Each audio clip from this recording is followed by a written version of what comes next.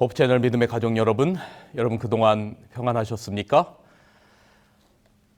지난 7번의 시간 동안 요한복음에 나타나는 7가지의 표적들에 대하여 함께 말씀을 살폈습니다.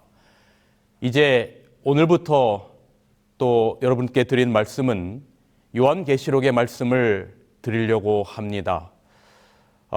여러 가지의 각도에서 저희가 요한계시록을 볼 수 있겠지만 특별히 예수님 중심으로 바라보는 요한계시록에 대한 말씀을 좀 드리려고 합니다. 그래서 오늘 말씀은 앞으로 드릴 예수 그리스도 중심의 요한계시록의 총론에 해당되는 말씀을 오늘 드리도록 하겠습니다. 요한계시록 참 말도 많고 해석도 다양한 책입니다. 아마 성경 66권 중에 요한계시록처럼 여러 가지 다양한 해석들이 존재하고 또 말도 많은 그러한 책은 없지 않은가라고 하는 생각이 들 만큼 요한계시록은 많은 이단들의 시작점도 요한계시록이고 또 자기들만의 해석이 진리라고 많은 사람들에게 그렇게 나누고 또 때로는 정죄하고 또 다른 사람들과 어떤 차별점을 두는 분리하는 시작점이 되는 책도 요한계시록이 아닐까 하는 생각이 듭니다. 종종 요한계시록을 가지고 토론회도 하고 또 자기들만의 주장을 펴기도 하지요. 또한 요한계시록에 여러 가지 어떤 이미지를 현대의 것과 짝짓기도 합니다. 예를 들면 666을 바코드나 베리칩으로 연결을 시킨다든지 또 계시록에 등장하는 용을 전차나 핵미사일 등으로 또 대비시킨다든지 여러 가지의 그 계시록의 이미지를 현대의 것과 짝짓기도 하는 그런 모습들을 우리는 봅니다. 물론 재림교회 안에서도 어떤 부분에 대해서는 여러 가지의 해석들이 존재하는 것이 사실입니다. 제가 어릴 적에 다니엘과 요한계시록을 공부하는 시간에 참여하는 것은 정말로 흥미로웠습니다. 짐승의 표나 또 하나님의 인, 또 예수의 증거, 2300주야, 미국 교황권, 종말론 등등 다니엘과 요한계시록에 나타나는 많은 이야기들을 듣는 것은 대단히 큰 흥미로 마음 가운데 남아 있었습니다. 그런데 이러한 것들에 대하여 이러한 이슈들에 대하여 우리가 논하기 전에 먼저 한 가지 질문이 우리들의 마음 가운데 생깁니다. 요한이 우리가 생각하는 제가 서두에 말씀드린 그런 것들을 과연 생각하고 요한계시록을 썼을까? 요한이 요한계시록을 기록할 1세기 AD 95년경에 바모섬에서 유배당해서 요한계시록을 계시 가운데 바라보면서 쓰게 될 때에 지금 저희가 생각하는 저희가 함께 이슈로 토론하고 나누는 그런 생각들을 가지고 과연 요한계시록을 썼을까? 요한계시록은 세베대의 아들 야고보의 형제 요한, 즉 요한복음을 쓴 요한에 의하여 주 95년에서 96년경 도미시안 황제 시기에 쓰여졌습니다. 로마의 황제였던 도미시안 황제는 부활한 네로라 불릴 정도로 그리스도인들을 아주 심하게 박해했습니다. 오늘 함께 예배드리고 오늘 함께 그리스도 안에서 성도의 교제를 나누던 성도들 중에 어떤 사람들은 이 도미시안 황제의 치하 가운데 내일 형장의 이슬로 사라졌습니다. 오늘 함께 성도의 교제를 나눴던 그 성도들이 내일은 사라지는 형장의 이슬로 사라지는 그러한 핍박과 고난의 한 복판에 있을 때 쓰여진 책이 바로 요한계시록입니다. 예수님의 모든 제자들이 예수의 복음을 증거하다가 형장의 이슬로 사라졌습니다. 더욱이 이 시기에 요한은 자신을 어쩌면 실패한 사도로 여겼을지도 모릅니다. 십자가에서 부활하신 예수님이 모든 사람들을 제자 삼으라고 명령하시며 제자들을 내보내셨습니다. 너희는 가서 모든 족속으로 제자를 삼아 아버지와 아들과 성령의 이름으로 침례를 주고 내가 분부한 모든 것을 가르쳐 행하게 하라라고 하는, 지키게 하라라고 하는 그 예수님의 명령이 있는데, 그 명령을 제자 가운데 한 명인 이 요한은 제대로 실행하지 못했다는 자책감도 어쩌면 요한의 마음 가운데 들었을 것입니다. 그래서 그는 마음 가운데 실패한 제자라고 하는 그러한 마음의 부담감도 있었을지 모르겠습니다. 차라리 다른 제자들처럼 각지로 흩어져서 복음을 전하다가 순교하면 영광스럽기나 하지, 자신은 예수님의 어머니인 마리아를 모시면서 지금까지 힘겹게 살아왔습니다. 예수님의 어머니 마리아가 죽은 후에 요한은 하나님의 말씀과 예수님의 예수를 증거하다가 80세가 넘은 나이에 외딴 섬 밤모섬에 이 도미시안 황제에 의해서 홀로 유배되어 그 외로운 섬에 갇혀 있는 겁니다. 요한계시록 1장 9절, 나 요한은 너의 형제요 예수의 환난과 나라와 참음에 동참하는 자라. 하나님의 말씀과 예수의 증거를 인하여 밤모라 하는 섬에 있었더니, 예수님의 명령에 의하여 복음을 전하려고 해도 전할 수 없는 상황 가운데 지금 있는 것입니다. 예수님의 말씀대로 차라리 복음을 전하다가 베드로나 다른 제자들처럼 차라리 순교하면 영광스럽기는 하는데, 죽으려고 해도 사명으로 인해서 죽을 수도 없는 상황 가운데 지금 요한은 밤모섬에 유배당해 있는 겁니다. 여러분, 여기 현재 밤모섬의 사진의 모습을 한번 보세요. 소아시 앞바다에서부터 약 63km 정도 떨어진 곳에 밤모섬이 있습니다. 길이는 약 16km, 폭은 약 8km의 작은 섬 밤모에서 어쩌면 패배감과 주님의 명령을 제대로 이행하지 못했다라고 하는 무력감으로 좌절하던 요한에게 어쩌면 내일이라고 하는 것은 중요하지 않았을지도 모릅니다.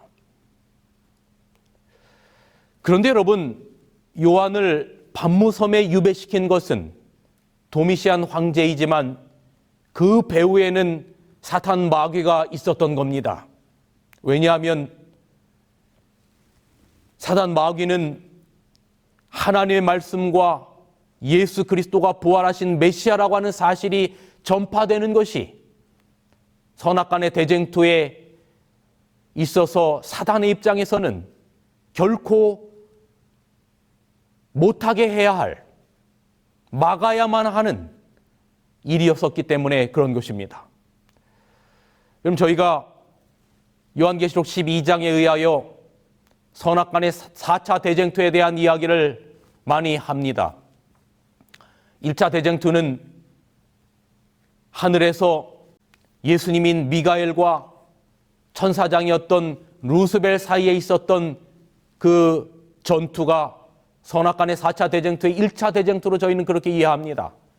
그리고 2차 대쟁투는 여자의 후손, 창세기 3장 15절에 약속된 여자의 후손과 그 여자의 후손을 어떻게 해서든지 이 땅에 존재케 하지 못하게 하려고 하는 사단과의 싸움에서 마침내 여자의 후손인 예수님께서 이 땅에 오셔서 승리하시고 십자가에 달려심으로 말미암아 사단의 머리를 짓밟는, 그래서 사단은 온 우주 가운데 영원한 패배 선언을 들을 수밖에 없었던 그 십자가의 사건, 그리고 3차 선악간의 대쟁투에서 이제 예수님께서 십자가에서 승리하시고 또 부활하시고 하늘로 승천하시고 난 다음에 남은 초대 교회와 그 교회를 어떻게 해서든지 없애려고 하는 로마 황제권과 로마 교황권에 의한 이 중세의 선악간의 3차 대쟁투,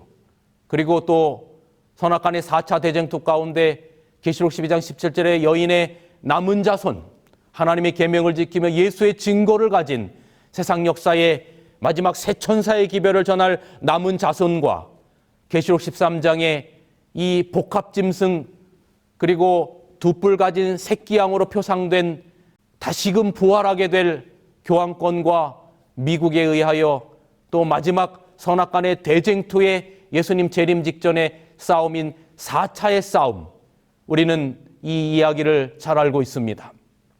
그런데 여러분, 요한이 요한계시록을 기록할 그 당시에는 요한이 이 모든 이야기들을 다 할 수 없었겠지요. 요한이 지금 반무섬에 유배되어 있지만, 그리고 어쩌면 무기력감 가운데 있었던 그 요한이 미처 인지하지 못하고 있었던 것이 있었는데, 그것은 바로 요한의 반무섬의 유배는 선악간의 대쟁투의 3단계, 즉 로마에 의해서 예수에 대한 복음이 세상에 전해지는 것을 막아야 하는 긴급한 선악간의 대쟁투의 한가운데 있었다는 것을 요한은 깨닫지 못했던 것입니다. 여러분, 저는 이렇게 생각합니다. 마치 요한이 반모섬에 유배돼서 그 나이 많은 요한이 이 복음을 전하지 못한다라고 하는 자책감 가운데 있었을지 모르는 그 요한의 삶은 그저 반모섬에 유배된 어떤 그러한 현실적인 문제를 떠나서 사단과 하나님과의 이 선악간의 대쟁투의 중심에 요한이 있었던 것처럼 오늘 우리의 삶의 현장도 선악간의 대쟁투의 현장이라고 생각합니다. 로마서 7장의 기별처럼 우리의 마음에 두 가지의 법이 있는데, 하나님의 법과 죄의 법 중에서 매일매일 우리 마음 가운데 일어나는 이 선악간의 대쟁투의 싸움 가운데 우리는 무엇을 선택하며 살아가는가? 과연 하나님의 법을 선택하며 살아가는가? 아니면 죄의 법을 선택하며 살아가는가라고 하는 매일매일의 선악간의 대쟁투 가운데 우리가 무엇을 선택하며 살아가는가 하는 이 문제는 그저 우리의 삶 가운데 일어나는 사소한 어떤 일들의 문제가 아니라 우리의 삶 자체가 바로 선악간의 대쟁투의 중심에 있다라고 하는 사실을 기억하면서 살아가야 하는 것입니다. 그렇지만 여러분, 하나님께서는 이 반모섬에 외롭고 쓸쓸히 유배되어 있던 이 나이 많은 이 노제자 요한을 그냥 외롭게 두지 않으셨습니다. 왜냐하면 그가 가진 사명이 있었기 때문에 그렇습니다. 요한이 반모섬에 유배된 것도 하나님께서, 예수님께서 요한에게 요한계시록이라고 하는 이 엄청난 이 정말 세상 역사의 마지막까지를 나타내는 계시록을, 그 계시록이 쓰여져서 정말 세상 역사의 마지막까지 이 계시록을 통하여 선악간의 대쟁투의 역사가 밝히 드러내는 그러한 사명을 가진 바로 제자가 요한이었기 때문에 예수님께서는 요한을 그냥 외롭게만 두지 않으셨습니다. 요한은 사명을 가지고 있는 사람이었어요. 그것이 바로 계시록이 쓰여진 이유와 사명이 되는 겁니다. 요한계시록 1장 1절은 이렇게 기록합니다. 하나님이 그에게 주사, 하나님이 요한에게 주사 반드시 속히 될 일을 그 종들에게 보이시려고 그 천사를 요한에게 보내어 지시하신 것이라. 요한에게는 놀라운 사명이 있었던 겁니다. 다른 제자들처럼 복음을 전하다가 순교하는 것도 영광스러운 일이었겠지만 그보다도 어쩌면 훨씬 더 큰 영향력을 미칠 수 있는 요한계시록을 기록할 수 있는 사명을 요한에게 주신 것입니다. 여기 계시록 1장 1절에 보면 계시의 과정이 이렇게 기록되고 있습니다. 먼저 그 계시의 주인공은 하나님이십니다. 그리고 그 하나님께서 예수 그리스도의 메시지를 천사를 통하여 누구에게 지시하신 것입니까? 요한에게 지시하신 것입니다. 그리고 마침내 요한은 그 기록된 글들을 그 당시에 소아시아의 7교회들 뿐만 아니라 예수님 이 땅에 오실 때까지 계시록에 있는 모든 독자들에게 주시는 바로 하나님의 메시지, 이것이 바로 요한계시록인 것입니다. 이 부분에 관하여 여기 영감의 글은 이렇게 기록합니다. 요한이 주를 섬기는 중에 아주 나이가 많아졌을 때에 반모섬으로 귀향을 갔었다. 그 외로운 섬에 있을 때 요한이 하늘의 기별들을 받은 것이 그의 생애에 다른 때에 받은 것보다 더 많았다. 그러니 요한은 그 어떤 다른 인생의 젊었을 때의 그 어떤 시대보다도 나이 많아서 반모섬에 유배되었을 때 그가 받은 이 하늘의 기별들은 그 생애의 전체 기별보다도 더 많았던 것입니다. 그러나 그러한 사명을 가진 요한임에도 불구하고 이 나이 많은 요한에게 반모섬의 유배 생활은 결코 만만치 않았을 겁니다. 오늘의 의미를 찾고 하루를 버티는 것만으로도 어쩌면 힘겨웠을 겁니다. 그렇기에 요한을 비롯한 초대교회와 현대의 우리는 계시록을 접근하는 방식이 달랐음을 깨달아야 합니다. 오늘 우리가 접근하는 계시록의 방식과 바로 이 초대교회 이 7교회와 요한이 접근하는 방식은 꽤 많이 달랐다라고 하는 것을 우리는 인지할 수 있는 것입니다. 계시록은 수수께끼가 아닙니다. 재미있는 소설책이 아니에요. 종말이란 무엇일지를 유측하는 학술 논문도 아닙니다. 언제 죽을지 모르는 선택할 수 없는 처절한 현실 속에서 내뱉은 왜라고 하는 질문에 대한 대답이 바로 요한계시록입니다. 적어도 계시록을 기록한 요한에게는 말입니다.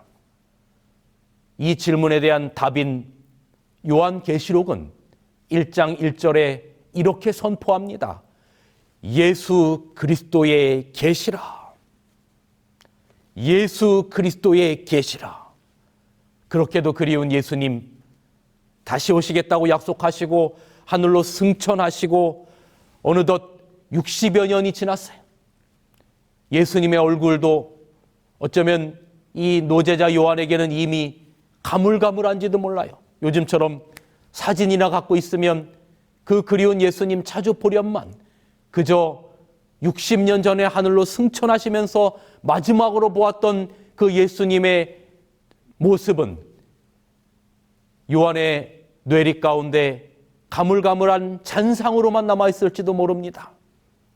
지금 요한은 바로 그 예수님 때문에 그분께서 주신 말씀과 사명 때문에 죽지도 못하고 살아있는 것이 요한의 지금 반모섬에 유배되어 있는 현실인 것입니다.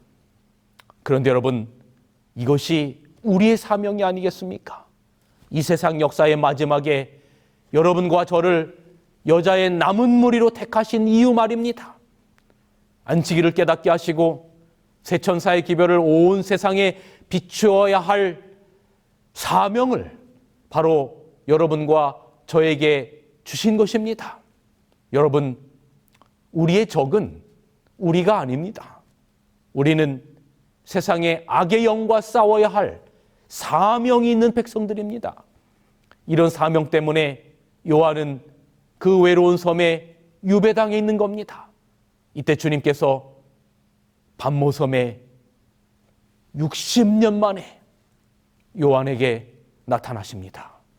요한계시록 1장 10절 주의 날에 내가 성령에 감동하여 내 뒤에서 나는 나팔소리 같은 큰 음성을 들으니 60년 만에 만남입니다. 여기 영감의 글은 이렇게 기록합니다. 승천 후에는 한 번도 뵙지 못한 그리스도의 방문을 받았다. 60년 만에 승천 이후에 한 번도 뵙지 못한 그렇게 그리웠던 예수 그리스도를 반모섬에 유배되어 있는 요한에게 예수님께서 나타나신 것입니다. 그런데 주님이 나타나신 때가 바로 주의 날 안식일이었어요. 여기 계시록 1장 10절에 주의 날에 예수님께서 요한에게 나타나셨는데 그 주의 날은 안식일이에요. 마가복음 2장 28절에 이러므로 인자는 안식일의 주인이니라. 마태복음 12장 8절에 인자는 안식일의 주인이니라. 누가복음 6장 5절에 인자는 안식일의 주인이니라. 바로 그 주의 날 안식일의 주인이신 주님이 바로 그 안식일에 요한에게 나타나신 겁니다. 이 부분에 관하여 여기 또 영감의 글은 이렇게 기록합니다. 요한이 받은 핍박은 은혜의 수단이었다. 부활하신 구주의 영광으로 밤모섬은 찬란하게 빛났다. 요한은 인간의 모습으로 나타나신 그리스도를 보았다. 그의 손과 발에는 항상 그의 영광이 되는 못자국들이 있었다. 이제 그는 부활하신 그의 주님을 다시 볼 수 있도록 허락되었다. 그는 인간이 보고도 살 수 있을 만큼의 영광만 입고 있었다. 요한의 외로운 귀양살이에서 그날은 참으로 귀한 안식일이었다. 그리스도께서 보시기에는 안식일이 항상 귀한 날이었지만 그때는 더욱 존귀한 날이었다. 여러분, 안식일이 우리에게도 이런 날이 되시기를 간절히 소망합니다. 외로운 귀양살이에 주님께서 임재하시는 그날, 영광스러운 주님을 말씀으로 만나는 그날, 바로 그런 날이 우리가 거룩하게 구별하는 안식일이 되시기를 기도합니다. 그리고 말씀을 통하여 안식일의 주인이신 그분의 음성을 들으시기를 바랍니다. 예수 그리스도의 계시라. 사실 요한계시록은 그 당시에 소아시아에 세워진 7교회, 에베소, 서머나, 버가모, 두아디라, 사데, 빌라델비아, 라우디게아 지역에 있는 교회들에게 보내지는 바로 하나님의 메시지였습니다. 그러니까 안식일에 주신 그리스도의 바로 이 계시는 7교회 성도들에게 전해져야만 하는 메시지였습니다. 계시록 1장 4절에 요한은 아시아에 있는 7교회에 편지하노니, 여러분, 소아시아 7교회의 성도들이 어느 날에 이 요한계시록의 그 메시지를, 7교회에 보내는 그 메시지를 어느 날에 들었겠습니까? 예, 안식일이었을 겁니다. 왜냐하면 초대교회 모든 성도들이 안식일에 다 그들이 모였잖아요. 여러분, 오늘날도 마찬가지입니다. 안식일은 예수 그리스도의 계시를 듣는 날입니다. 단상에서 선포되는 말씀을 통해서 주님의 말씀을 듣는 날입니다. 듣는 것으로 그치는 것이 아니고 듣고 실천에 옮기는 결심을 하는 날입니다. 계시록 1장 3절, 이 예언의 말씀을 읽는 자와 듣는 자들과 그 가운데 기록한 것을 지키는 자들이 복이 있나니 때가 가까움이라. 그렇게 안식일의 말씀을 받은 요한은 그가 마주했던 예수님에 대한 성령의 영감 가운데, 할 수 있는 대로 성령의 영감 가운데 정확하게 계시록을 적었어요. 몸이 떨어져 있었지만 말씀은 증언되었고 후대에 살고 있는 우리에게까지 그렇게 해서 요한계시록이 이어지게 된 것입니다. 그러므로 계시록의 중심은 짐승의 표도 아니요, 하나님의 인도 아니요, 어떤 복합 짐승도 아니요, 두 뿔 가진 양도 아닌 오직 예수 그리스도가 요한계시록의 중심입니다. 오직 예수 그리스도 중심의 계시록만이 우리에게 진정한 계시록의 의미를 깨닫게 할 것입니다. 여기 계시록이라고 하는 말에 이 계시라고 하는 이 아포칼립시스라고 하는 말은 바로 베일을 벗기다, 뚜껑을 열다라고 하는 의미를 가지고 있습니다.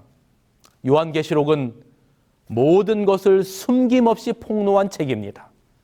그러나 요한계시록은 단지 무서운 상징들만 나타내는 책이 아니라 우리를 구원하신 예수 그리스도를 보여주는 책이 요한계시록입니다. 계시록은 예수 그리스도를 중심으로 창조 전부터 마침내 새하늘과 새 땅에 이르기까지의 각 시대의 대쟁투와 그 중심의 십자가의 죽으심과 부활, 그리고 임마누엘이신 그리스도, 그리고 하늘 성소에서의 속죄 사역, 그리고 재림에 대한 확실성과 새하늘과 새 땅까지 대단히 웅장한 필치로 기록되어 있습니다. 특별히 다니엘서와 요한계시록은 서로 짝을 이루면서 꽤 많은 예언적인 부분들을 많이 차지합니다. 요한계시록을 크게 4가지의 주요 부분으로 학자들은 나누는데요. 먼저 첫 번째는 1장부터 3장까지 7교회에 대한 이야기를 기록하고 있고, 그 다음에 두 번째로는 4장부터 8장 1절까지 7인에 관련된 메시지를 기록하고 있고요. 세 번째는 8장 2절서부터 11장까지 7 나팔에 대한 메시지를 기록하고 있고, 마지막 네 번째는 12장서부터 22장까지 대쟁투의 예수님 재림하시기 직전의 마지막 사건들에 대한 기록들을 기록하면서 크게 4가지의 파트로 우리가 구분해 볼 수 있습니다. 오늘 많은 개신교인들이 계시록은 가리워진 책이라고 아예 연구를 하지 않습니다. 그러나 성경은 이것이 열려져 연구되고 깨닫고 지켜야 할 메시지라고 기록하고 있습니다. 계시록 1장 3절에는 이 예언의 말씀을 읽는 자와 듣는 자들과 그 가운데 기록한 것을 지키는 자들이 복이 있나니 때가 가까움이라 그랬죠. 그래서 이 계시록은 읽혀지고 또 듣게 되고 지켜져야 될 그런 책으로 성경 계시록은 기록하고 있습니다. 요한 계시록 안에는 7가지의 복이 기록되어 있습니다. 그것을 우리는 요한계시록의 7복이라고 부릅니다. 첫째는 계시록 1장 3절에 읽고 깨닫고 지키는 자는 복이 있나니 그랬습니다. 이것이 계시록 7복의 첫 번째입니다. 두 번째는 계시록 14장 13절에 자금 이후로 주 안에서 죽는 자들이 복이 있다고 그랬습니다. 그리스도 안에서 죽는 자들의 복이 요한계시록 7복의 두 번째입니다. 세 번째는 계시록 16장 15절에 자기의 옷을 살피며 지키는 자가 복이 있다라고 그랬어요. 과연 내가 그리스도라고 하는 의의 옷을 입고 있는지를 살피며 지키는 자가 복이 있다고 그랬습니다. 그 다음에 네 번째로는 계시록 19장 9절에 어린 양의 혼인잔치에 초청된 자가 복이 있다고 그랬죠. 그 다음에 계시록 20장 6절에는 첫째 부활에 참여하는 자가 복이 있다. 예수님 오실 때 의인의 부활에 참여하는 자가 복이 있다고 그랬습니다. 그 다음에 여섯 번째는 계시록 22장 7절에 이 책의 예언의 말씀을 지키는 자들이 복이 있다고 그랬습니다. 그리고 마지막 7번째 계시록의 7복의 7번째는 계시록 22장 14절 그 옷을 빠는 자들이 복이 있다 그랬습니다. 그리스도의 피로 말미암아 그 옷을 빠는 자들이 복이 있다. 예수 그리스도의 속죄를 영접하는 자들이 복이 있다라고 하는 말입니다. 계시록의 7복 가운데 첫째가 바로 읽고 깨닫는 자가 복이 있다라고 말씀하는 겁니다. 특별히 다니엘서와 함께 말이죠. 다니엘서의 끝은 그 당시에는 닫혀진 말씀이었습니다.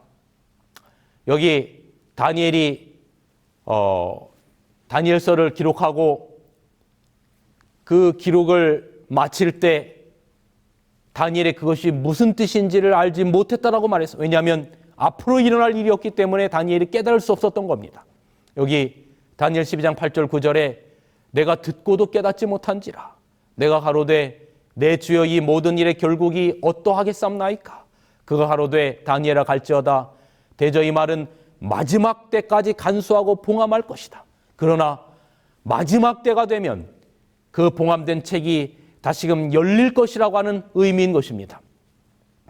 여러분 성경에 예언적으로 지금 이걸 다 살필 시간은 없습니다만 이 다니엘 8장 9장에 2300주야에 대한 이 도표가 기록이 되어 있어요.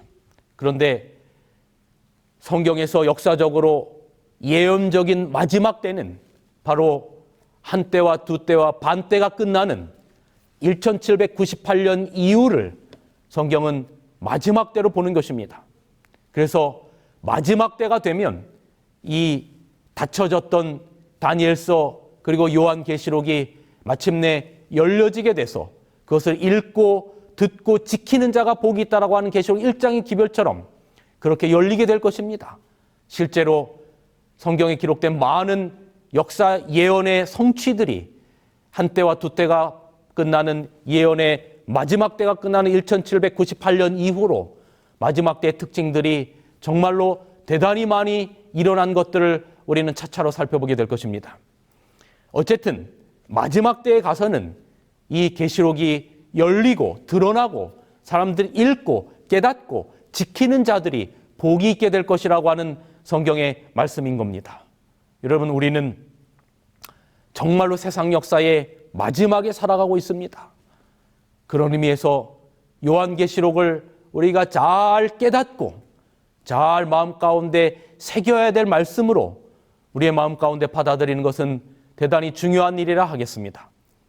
우리 사랑하는 호흡채널 믿음의 가족 여러분, 노년의 요한은 반모섬에서 그 어떤 때보다 주님을 정말로 많이 만났습니다. 외로운 반모섬에서 요한은 주님과 깊은 교제를 나누었어요. 그리고 주님이 보여주신 계시록을 바로 기록하였어요. 그 계시록 안에는, 그 메시지 안에는 바로 예수님께서 계십니다. 여기 영감의 글은 이렇게 기록합니다. 요한은 거칠고 황량한 섬에 홀로 버려진 바 되었지만 그는 믿음으로 하나님과 함께 있었다. 바위와 벼랑 사이에서 그는 그의 조물주와 교통하였다. 여러분, 저는 목사로서 각 교회마다 신실한 우리 주님의 종들, 우리 평신도 지도자들, 우리 성도들이 계심을 바라봅니다. 정말로 그 연약하고 작은 그 시골의 그 어떤 연약한 교회에서 하나님의 교회를 붙들고 이 하나님의 교회를 정말로 놓지 않고 섬기시는 신실한 우리 성도들이 계심을 저는 압니다. 목숨을 걸고 교회를 지키신 분들이 계심을 압니다. 외롭고 힘든 그 시간에 정말로 수많은 어려움과 고통들이 있었지만 그럼에도 불구하고 목숨 걸고 교회를 지키신 분들, 이제는 나이가 많아지셔서 또 몸이 연약해지고 그랬지만 그럼에도 불구하고 여전히 교회를 신실하게 섬기시는 주님의 종들이 계심을 저는 압니다. 어쩌면 이 방송을 보시는 분들도 시골에서 이 목회자가 없는 그런 교회에서 이 방송을 통하여 예배를 드리고 계시는 분들도 계심을 저는 압니다. 여러분, 여기 그런 분들에게 저는 이 영감의 글의 말씀을 소개시켜드리고 싶습니다. 사람들이 충성되고 진실한 그리스도의 종들을 알아주지 않고 존경하지 않는다 할지라도 주께서는 그를 존귀히 여기신다. 하나님은 그들을 잊지 않으실 것이다. 하나님의 사업을 하다가 늙은 사람들은 교회에 큰 유익이 될 경험을 갖고 있다.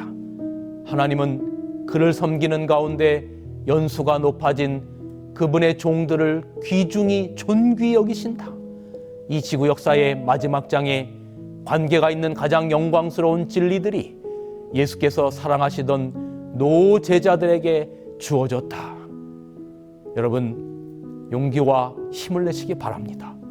요한도 가장 외롭고 힘든 시간에 그 나이 많은 그때에 하나님과 교통하는 시간을 가졌습니다. 여러분들도 정말로 끝까지 요한처럼 여러분이 가진 사명이 있음을 알고 주님과 끝까지 교통하시기를 간절히 바랍니다. 우리는 이제 앞으로 계시록을 공부하면서 요한 계시록 안에 계신 요한이 본 주님을 우리가 바라보게 될 것입니다.